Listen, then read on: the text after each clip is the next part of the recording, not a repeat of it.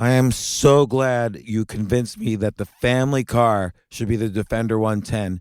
It is so beautiful inside. It's so comfortable and it just feels indestructible. Yes, it really is. I've been waiting a long time for the new model to come out. The Defender 110, I'm telling you, it's my favorite car of all times. It's my third one. You know, I have stories of going off road. The guy managed the group. He was like, "What are you doing in this beautiful car?" I'm like, "I'm going off road." He's like, "Are you sure? Because you can use one of ours." And then they look like Mad Max cars. I'm like, no, we're going to do this. And he was shocked. Wow.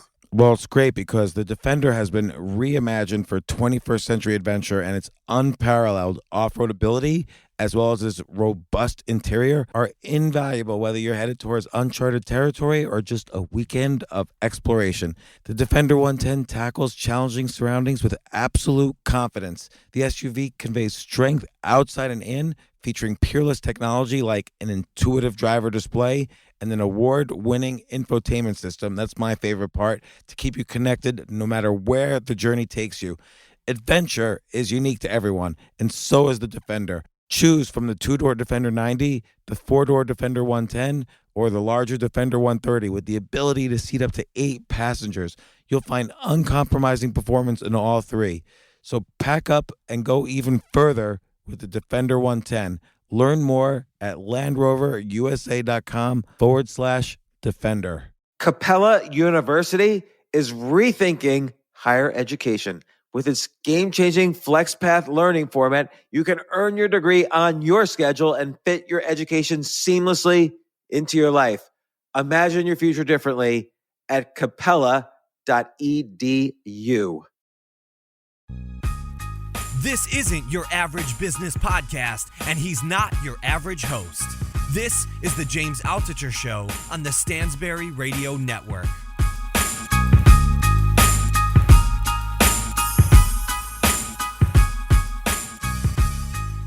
So I've got Russell Simmons, one of my heroes here today. Russell, how's it going? Going well. And Russell, you just came out with this book, The Happy Vegan. Before you start talking, because I know you have a lot to say, I just want to say this was an incredible book. It wasn't just like you ranting about being a vegan, and every page is filled with facts, information. I learned a huge amount reading it. Got everything like circled in here, notes taken, all this stuff. I'm not even a vegan, but now I'm strongly considering it. So you're going to convince me in this talk to go vegan.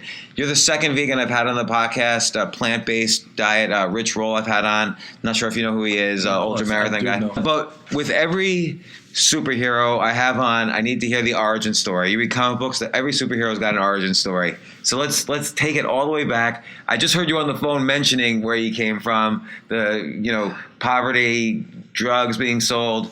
What was happening? I grew up in Queens. It was a lower middle class neighborhood. I grew up in Queens, by the way. Okay, there we go. Hollis, Queens, and 205th Street, which is the block I lived on, became the drug capital of Queens. Larry Lucas cornered the cleaners from Frank Lucas was on our corner, and so that was the heroin capital. And so the neighborhood went down very quickly.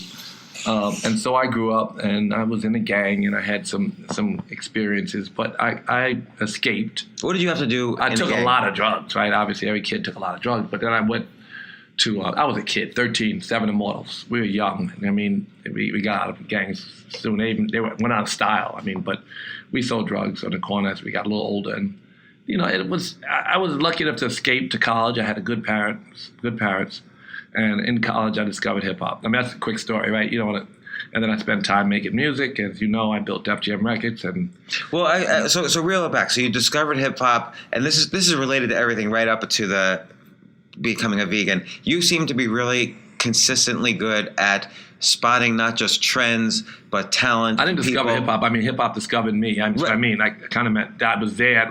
But to be fair, before you, literally, it was kind of a niche community and subculture, and then you, through Run DMC and other groups, blew it out to be globally mainstream, and that was you. Well, how did you do it? In 1979, my first record was Christmas Rapping. And my first experience with that record where there was success was in Amsterdam. So I got on a plane. How'd you get it to Amsterdam? You're from Queens, this kid from Queens in the gangs. How did you end up in Amsterdam with that record? We had a record, Christmas Rapping. I got on the radio in Amsterdam and exploded. I was signed to Polygram Records. I went there and that was like my first realization that hard work turned into something. You know, I mean, I actually had more in a little small examples, but that was a great example. I had never been on a plane. I'd certainly never been out of the country. And landing in Amsterdam, and they're like, Mr. Simmons, what would you like? And I was like, oh, shit, Mr. Simmons. I said, I'd like some cocaine and pussy. And the president of the Red Company said, no problem. So that was, a revelation. I was a grown man. I could get things I wanted. Anyway, so I'm out of cocaine now. Just so you know, I've been vegan, and I stopped taking drugs 30 years ago almost.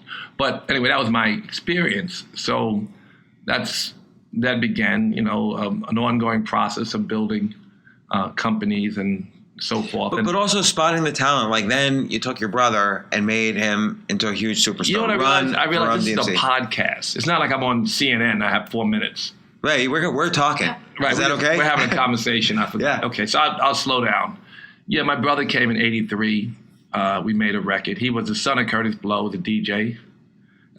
We called him Disco Son. Curtis Blow's son was a DJ Run. And then we eventually made a record in 1983. That was It's Like That, Suck MC, and that album would run with Rockbox and everything on it, and that was a successful record. Then King of Rock came, and then Rick Rubin and I made the record that included Walk This Way. Some would say that record kind of... That was the bridge. It was a bridge. At the same time, it was not great for their career because and now you can look back and say it was great, but at that moment, for the brand, it was a very poppy record. But anyway, and then we had all the experience. We started Def Jam Records in '84. '85, we made Crush Groove, the movie, and we launched LL Cool J, and then after that, everything exploded. How did you, and just in terms of the idea of spotting talent, because again, that's related to everything you've done later on, how did you say, okay, this guy LL Cool J has got what it takes to be a huge superstar? Well, King Adrock from the Beastie Boys found his tape in a box sent to Rick Rubin, who had a company, he had a logo on Streetwise Records, and that logo was Def Jam. So I reached out because he had a record called It's Yours. That was his only record. And I'll never forget it. It was commentating, illustrating, description, giving, adjective, experts, analyzing, summarizing. That was It's Yours, right, by Tila Rock. I was looking for the guy who made that record. And I met him, and I was surprised that I said, where's the nigga who made that record? And it was surprised to see it was a young Jewish kid. So it was Rick Rubin. He was a part of the Beastie Boys. I managed them. And then Rick wanted to start a record company. I was starting one already. But he had so many compelling tracks on his drum machine and that I said, well, why not do it with him? And we started Def Jam Records in 1984. And he stayed on until 87 or 88.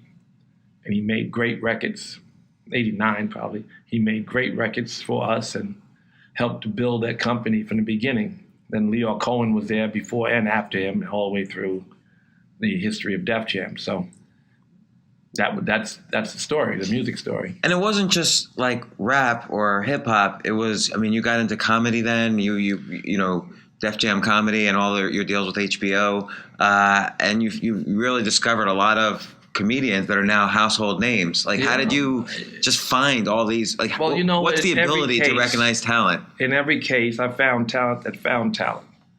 I've been lucky at spotting, Rick Rubin is the greatest producer in the history of music, not only in hip hop, but in every genre. Leo Cohen's a great manager who also was a great A&R director for spotting talent.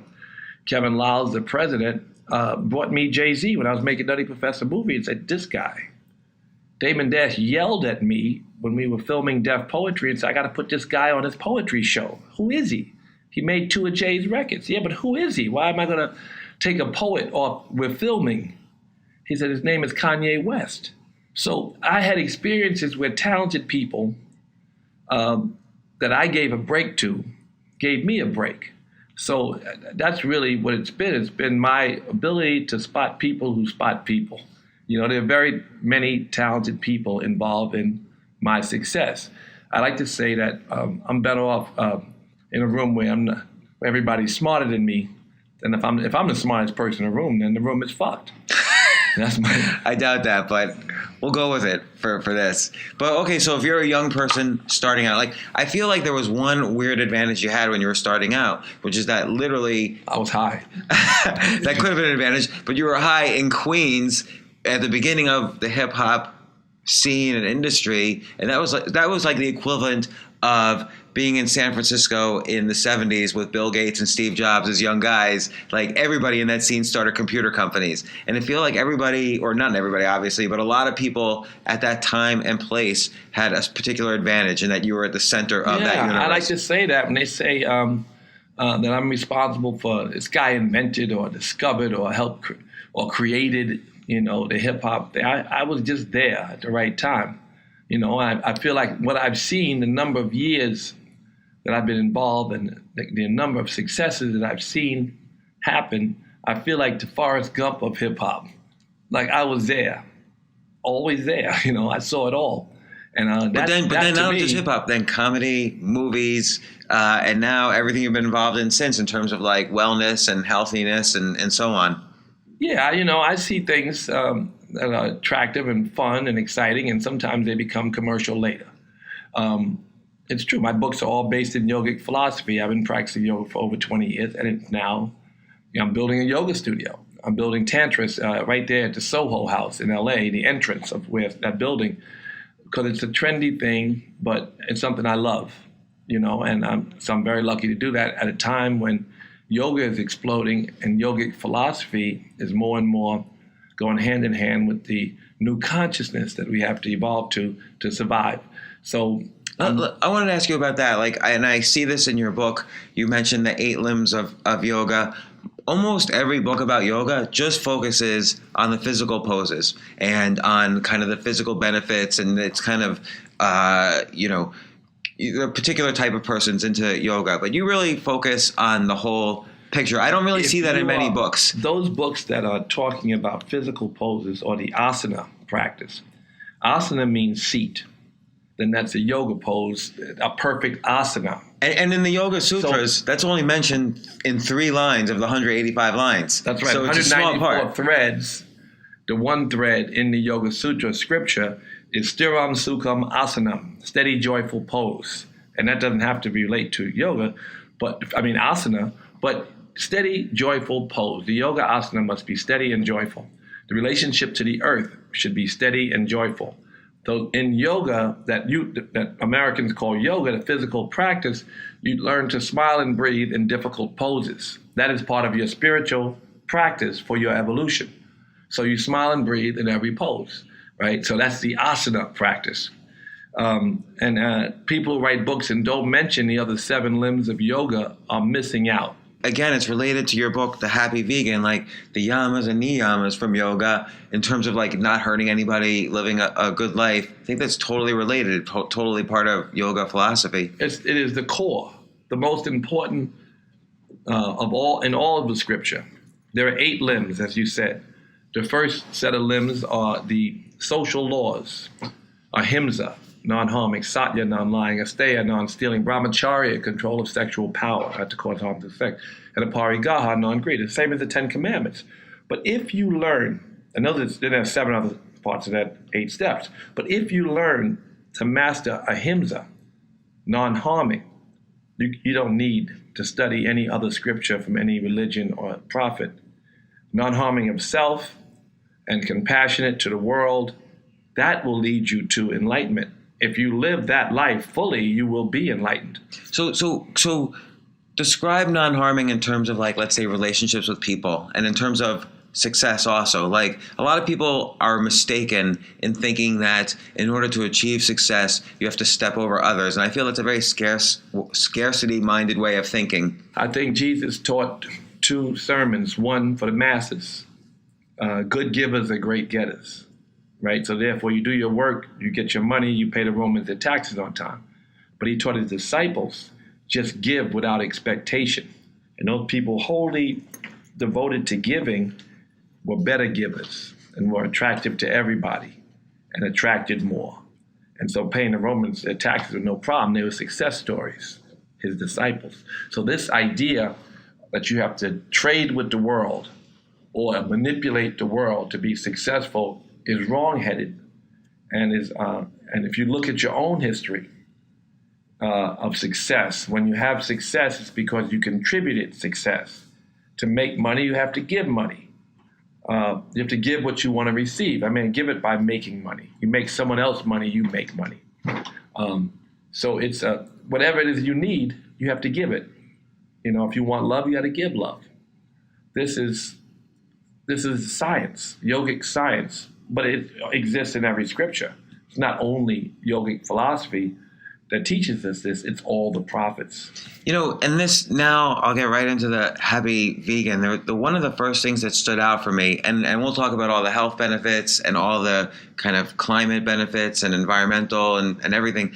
But you mentioned that when there was one passage where you mentioned where if you're eating, let's say, an animal, you're also eating and feeling all the stress that animal was feeling. And so, again, there's this kind of connection between, the emotions of all the people around you and how it affects you, but also the emotions of the food you're actually even eating. Treating a food as a living person, which I think most people don't realize. You are eating a piece of yourself. If God were the ocean, you would be a cup of God. We're all made up of the same matter. We're all connected. All of what's going on here is in perfect order. It keeps shifting because of humans, more than anything because of the human greed, destroying this perfection. But it can't because it keeps moving in perfect order. So as we ingest animals, we ingest a piece of our sickness and ourself. And it sounds a little bit lofty, but that's our reality. We're not intended to eat animals. And it does not, obviously, wherever there's less animals, there's less cancer, less diabetes, less heart disease, where people eat less animals, right? Is that true? Like, give an example, give an area. We have 3 times the amount of diabetes in this country than the rest of the world. We have probably 3 times or so the amount of cancer, the amount of heart disease. There's China study is a great study, one of my great sources. And, there's many great sources for this information. But there's no question that the Western diet is the worst diet in the world. And there's no question that the American government subsidizes the poisoning of America and the planet. $30 billion go to the meat industry, and 17 million, according to one study, goes to the vegetable industry. So we are making meat product cheaper. So we're investing in the corruption and the poisoning of America with our tax dollars. We're paying for that cheap hamburger at McDonald's on the other end. So how did you go from kind of this hip hop mogul to, this healthy lifestyle? They don't quite, I don't say they contradict each other, but you don't think of the two in the same sentence typically. But how did you make the transformation? You'd be surprised to know how many artists are vegan, are sensitized to what's going on around them because they're sensitive to what's going on inside them. Artists, whether they're rappers or singers or whatever, look inside for inspiration and are not guided by the outside, and they're not sheep. So if you're not a sheep, you can stop and see that, whether it's, first thing the Germans want to do is get rid of the artists, right? In every case where there's horrific actions taken by the masses, it was the artists that stood up. So it's not a foreign idea that the hip-hop artists show up at the marches or speak about social and political things in compassionate ways, because that's what artists have been doing since the beginning of artistry. They've been ones who had moral compasses that came from inside rather than being programmed from the noise on the outside. And then how do you do that cleansing so that you're not so influenced? So you're saying a key to artistry and creativity is to avoid those outside influences that are trying to program you. What's a good first, second, third step to start that cleansing so you're not influenced by the outside? Well, one thing I recommend is meditation, because when the mind is quiet, the universe unravels. So you meditate so the mind can be quiet and it can see what's in front of it. Thoughts come and they go, and you can see the thoughts sometimes without too much emotion. So if you take an inventory as you meditate, things come across your mind that were so hurtful become less hurtful, and you see them sometimes for what they are. And then ideas pop into your head. But, this relationship to what they call God can be also defined in relationship to the higher self. The higher self is only revealed with introspection. And so you meditate to get in touch with this piece of the self that's all-knowing. I believe, as a non-religious person, but practicing yoga and believing in yogic science, that you're programmed.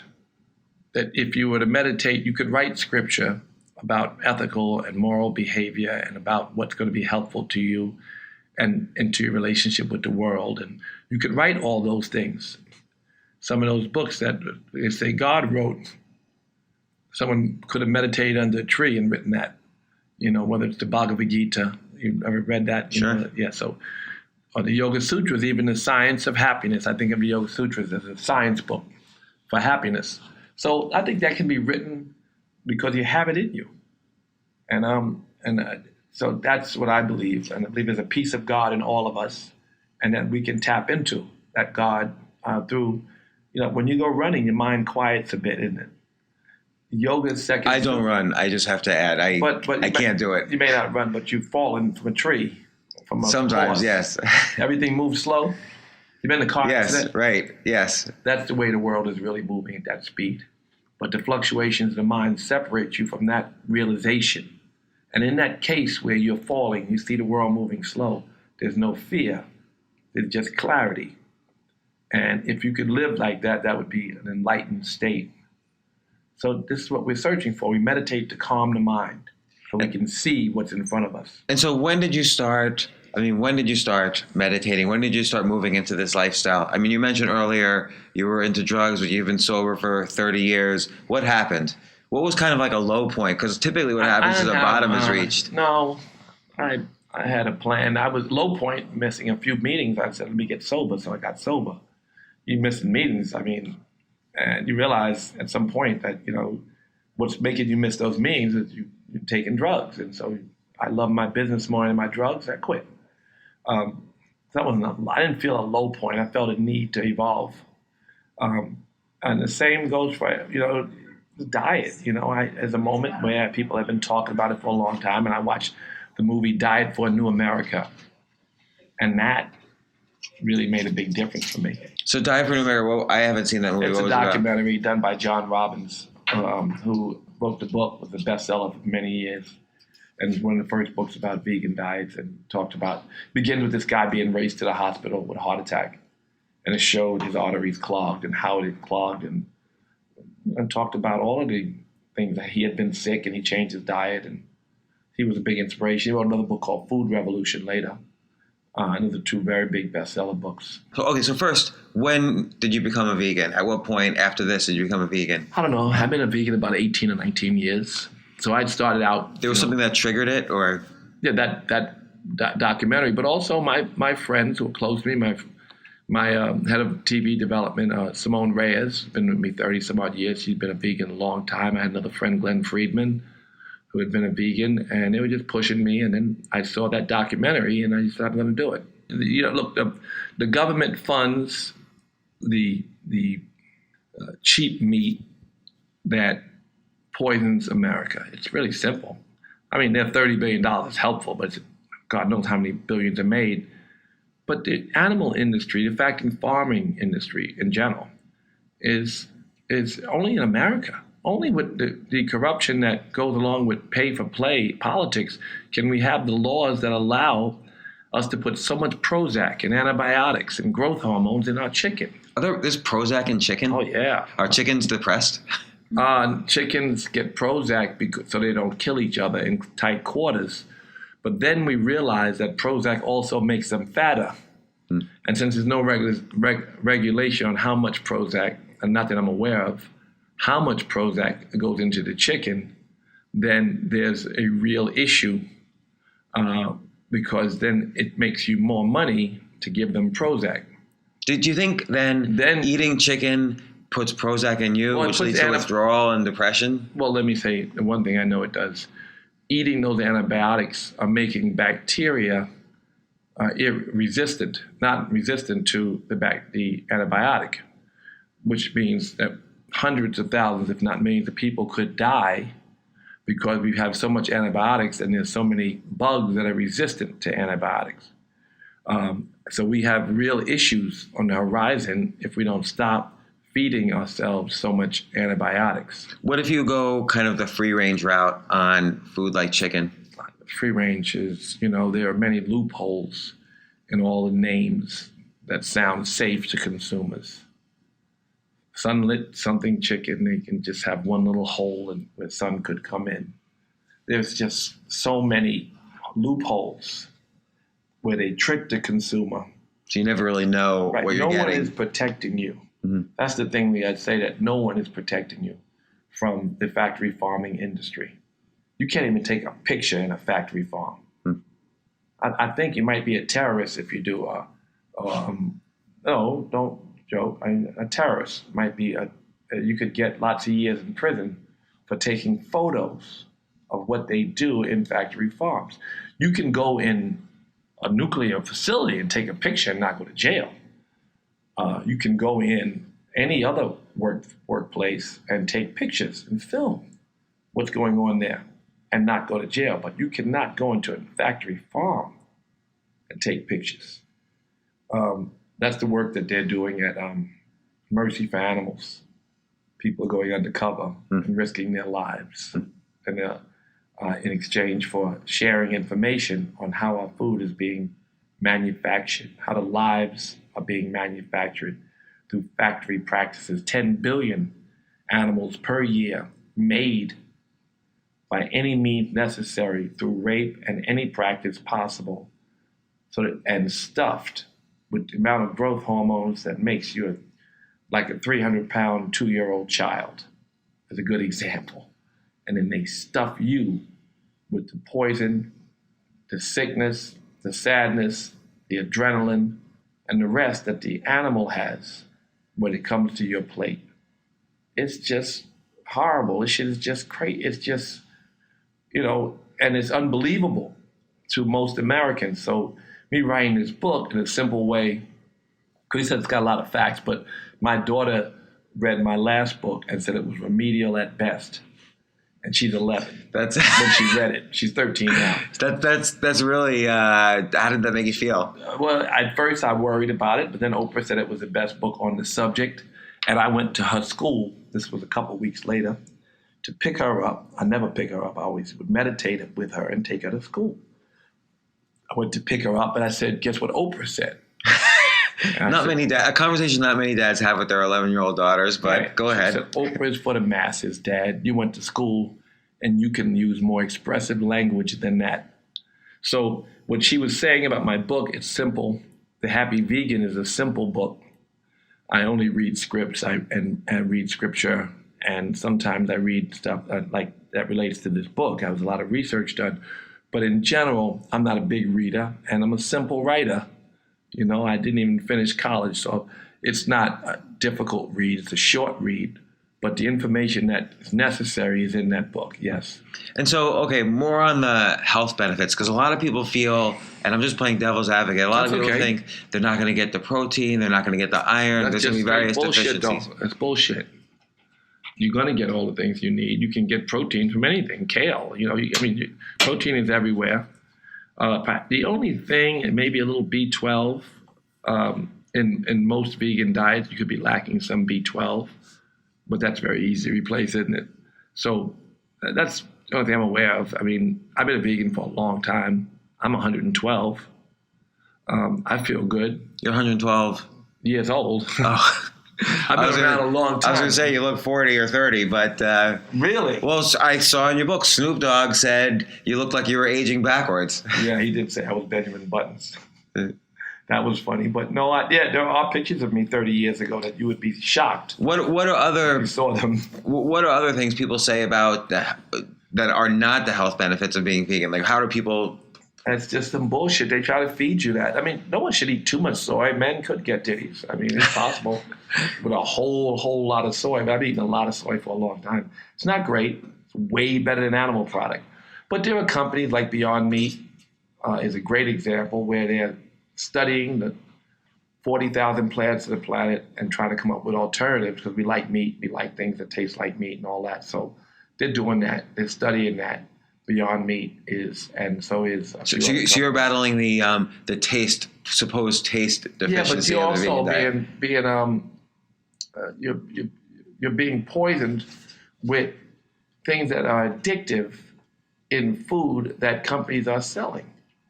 You know, a friend of mine worked at Pepsi and told me things that they do to make Pepsi addictive, just as cigarettes have ingredients in them that are not tobacco, but are addictive. So they are poisoning you and addicting you to that poison. Cocaine is not as addictive as sugar. Fructose corn syrup is in everything. 20 times more fructose corn syrup in today's Wonder Bread than the Wonder Bread you grew up on. I didn't know that. Right, so there's so many carcinogens and poisons and toxic stuff in your food that is addictive. It's unbelievable. So you evolve, your taste palates evolve, you get off the sugar, you get off the taste of animal products. You find, I had a vegan cheesecake recently. I don't eat a lot of sweets. I do like them occasionally. Or pizza, say? Yeah, pizza. I had a pizza, but not lately, but and you take, if I eat pizza now, right? And then I go into Craig's in LA, they have a good vegan pizza, or I go to Crossroads somewhere, or even the pizza shop, the Viva, which is a vegan pizza shop here in New York. I go to Viva and I have a vegan cheese pizza. I can digest the cheese. It tastes better than the other cheese, the one that was made of the cow pus or made of the bird's period or all of the stuff that goes into making the shit you eat. That, when you taste the vegan option, at first it may taste different. It'll be good, but you'll say my regular pizza is better. But then if you eat the vegan pizza for a bit, you will know that the cleaner, lighter version is better. So I couldn't eat a real cheesecake now. It was bad enough or heavy enough eating the vegan cheese, the chocolate peanut butter cheesecake with the chocolate peanut butter vegan ice cream at Craig's is phenomenal. But if you eat the real cheesecake and the real ice cream after you've been a vegan and eaten this one, the real one, because they're both real, they're both cheese. No, well, one is cheese. The cheese will taste like shit compared to the vegan option. So your taste palates evolve a bit as you get the poison out. And at some point, if you drink a Coca-Cola, it tastes like battery acid.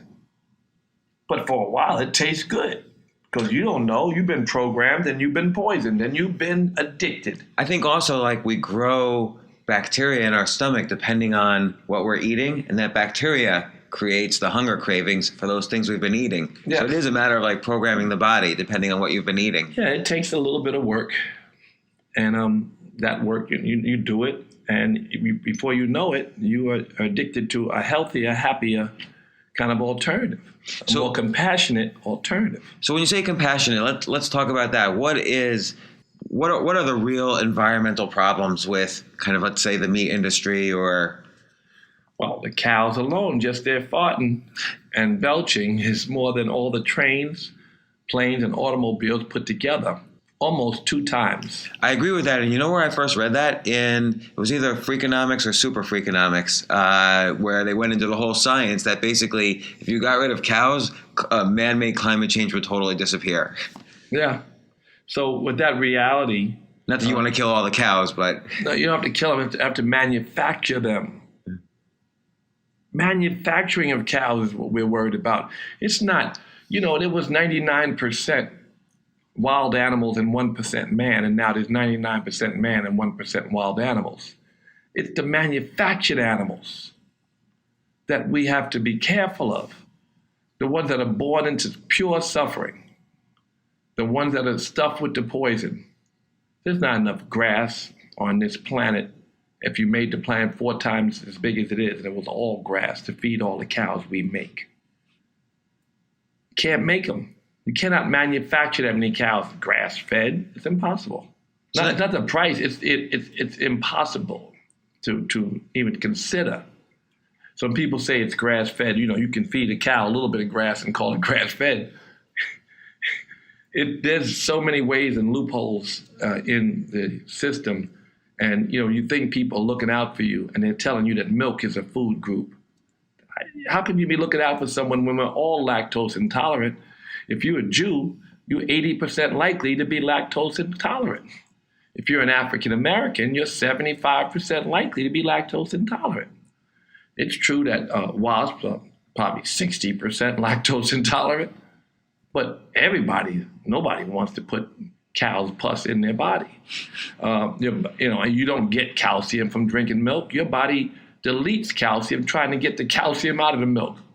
So these are interesting things that are not shared with the public because they're not in the interest of the powers that be.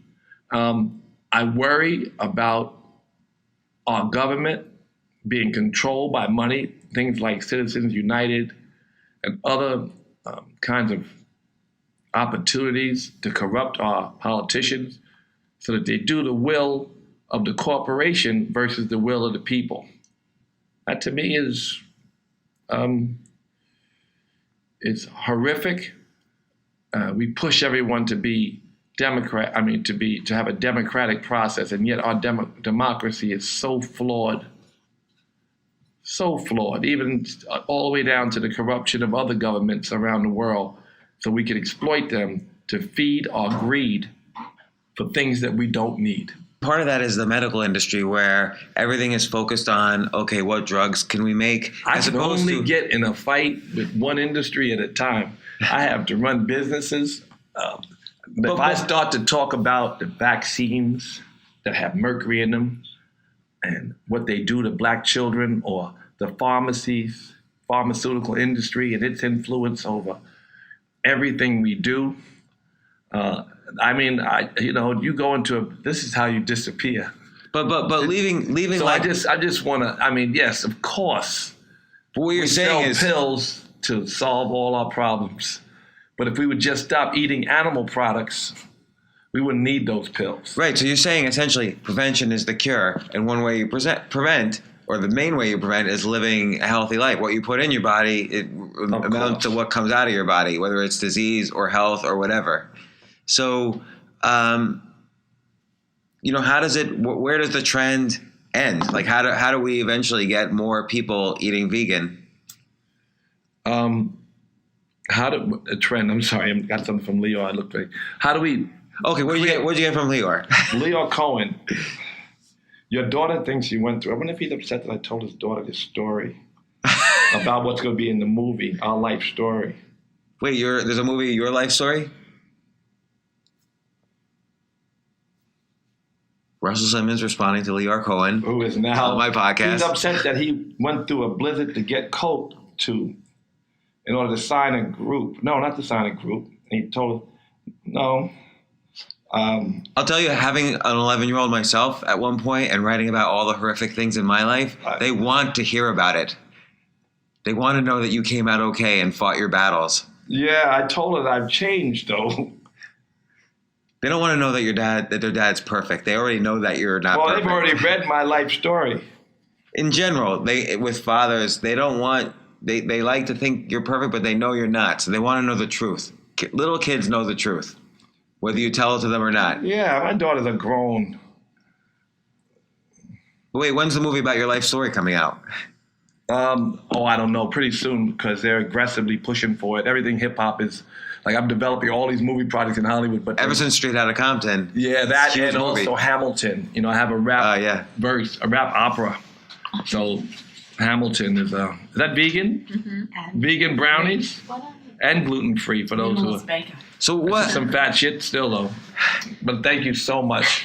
So what happens when you go out? I like it, but he's fat as shit. But What happens when you go out with like other musicians or other people in the industry and they don't want to eat vegan? They want to eat at like a steakhouse. What do you do? If you're in Kansas City, what do you eat? there's always something. You can eat something anywhere.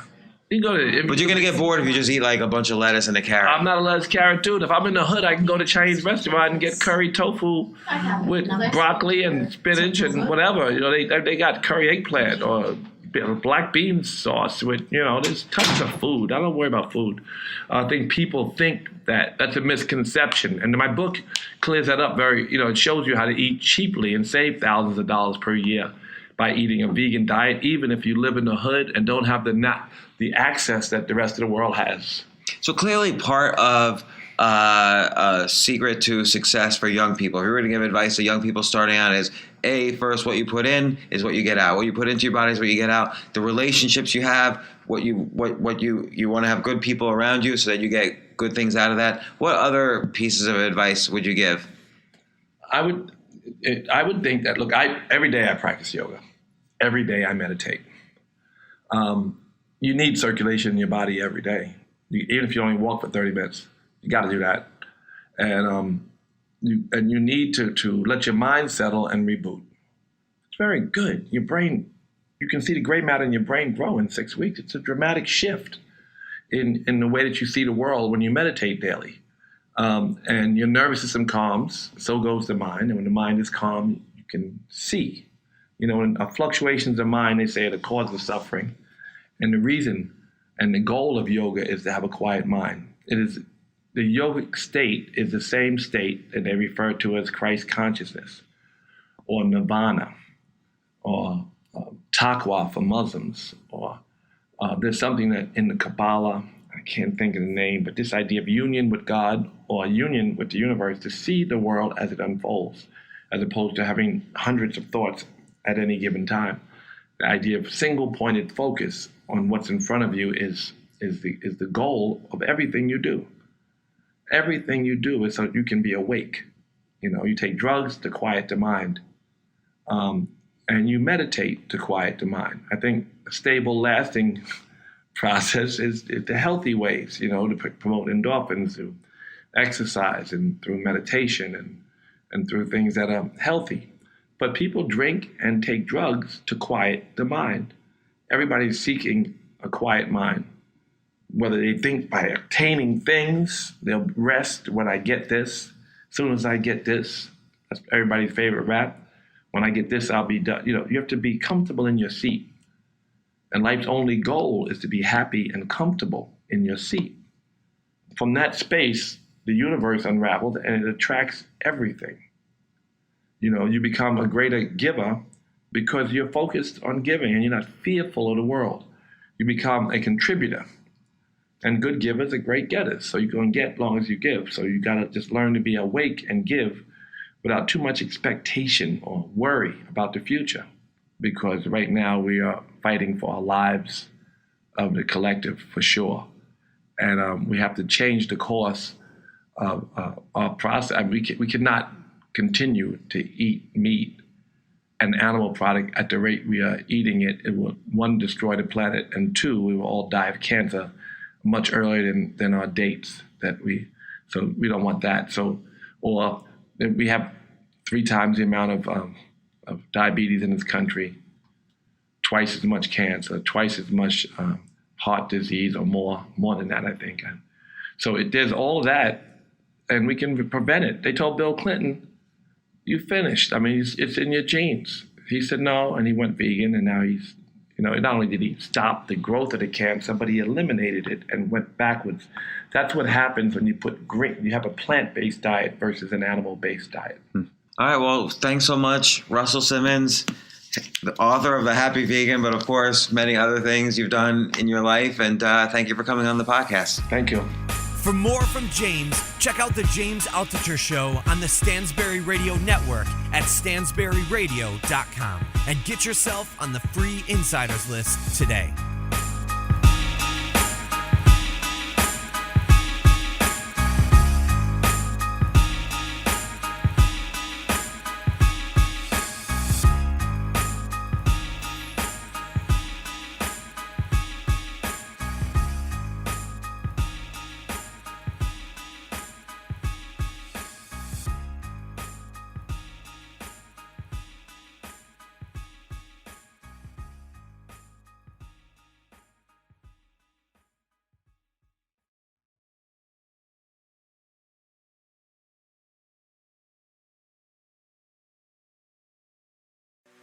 I created this idea called Generation W. It's all about educating, inspiring, connecting women. And it's about building community at the same time.